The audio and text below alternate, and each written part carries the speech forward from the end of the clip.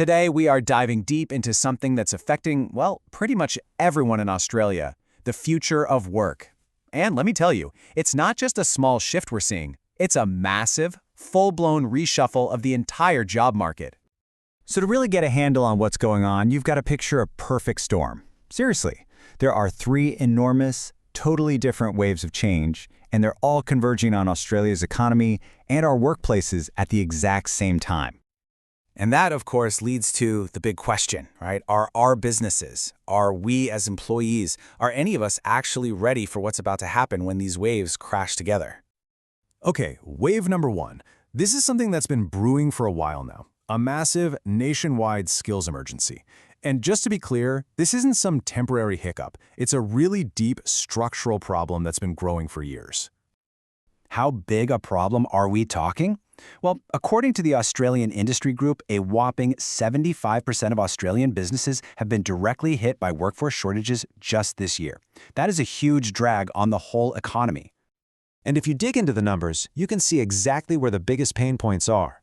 The crisis is absolutely most severe when it comes to finding technicians and tradies. Almost 80% of businesses are struggling there. But it's not just the trades. Finding qualified professionals and managers is a huge headache too. And the pressure? It's only getting more intense. Jobs and Skills Australia predicts that in the next 10 years, something like 92% of all new jobs will need some kind of qualification after high school. Think about the strain that puts on our TAFEs and our universities to keep up. Now for the second wave. And honestly, this one's more like a tsunami. It's the arrival of the generative AI revolution. This isn't just some new app or piece of software. It is fundamentally rewriting the rules of how we work. And who's at the forefront of this? Well, Deloitte has a name for them, Generation AI. We're talking about young employees and students who've basically grown up with this stuff. For them, AI is just another tool, and they're bringing that mindset into the workplace from the ground up. And this chart just shows it perfectly. Look at that gap. Younger workers are jumping on these tools at nearly double the rate of their older colleagues. This isn't just a skills gap anymore, it's a completely different way of thinking that's splitting offices down the middle. But here's where it gets really interesting and a little worrying. You have this massive disconnect. Nearly half of senior leaders think their company is great at AI. Meanwhile, over 70% of their own staff think the business is a laggard, that it's way behind. That perception gap is a huge roadblock. And the scale of this change is just mind-boggling. Across the Asia-Pacific region alone, generative AI is set to affect over 11 billion work hours every single week. That's not just a change, that's a whole new world. All right, on to our third and final wave, the massive shift toward a green economy. As Australia makes moves toward net zero, it's kicking off this powerful new engine for creating jobs and shaking up the economy. And the opportunities here are genuinely huge. The green economy is expected to create at least 28,000 new jobs by 2030 alone.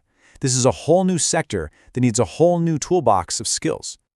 So what jobs are we actually talking about? Well, these are high-demand, high-skill roles. Things like renewable energy engineers, who can earn up to 120 grand, or sustainability managers, who can pull in even more. And check out that column on the right. The government is creating special visa pathways for these skills. That tells you just how badly we need these people. So, you've got a skills crisis, an AI tsunami, and a green boom all at once. The big question is, how on earth is our education system supposed to respond? You know, it's a frantic race to adapt, and the stakes could not be higher. I mean, AI has just completely upended the old way of doing things, especially when it comes to exams and essays. Universities just can't rely on the old methods anymore. So they're being forced to completely rethink what a degree even is. And the University of Sydney has a really clever approach. They've come up with what they call a two-lane framework. So in lane 1, you have secure in-person exams to make sure students actually know their stuff. But in lane 2, they're embracing AI, giving students real-world tasks that teach them how to use these tools the right way. And this isn't just some vague idea for the future. There's a real plan here. Next year, 2025 is all about mapping it out. And then in 2026, the big curriculum and assessment redesigns really start to roll out. This is happening right now. So when you put all these pieces together, the skills gap, the AI revolution, the green transition, what does it all mean? Well, we're literally watching a brand new employment landscape take shape right before our eyes. We're defining the jobs of tomorrow. So, what's the way forward? It's really got to be a three-pronged attack. First, we need to reform our whole tertiary system to make it more connected and flexible. Second, we have to invest big time in lifelong learning because your skills are going to need constant updates. And third, we need way stronger partnerships between the people who teach and the people who hire.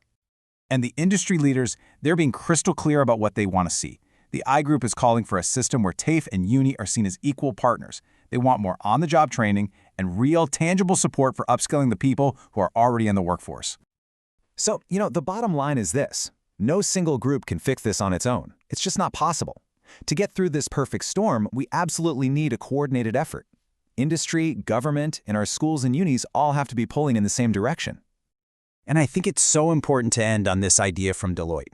The point of all this change, especially with AI, isn't about cutting costs by replacing people. It's about boosting productivity and, more importantly, unlocking and making the most of our amazing human potential. Look, the old rulebook for how you build a career, it's being torn up and completely rewritten as we speak. So the only real question left is, are you ready to pick up the pen and write your own chapter?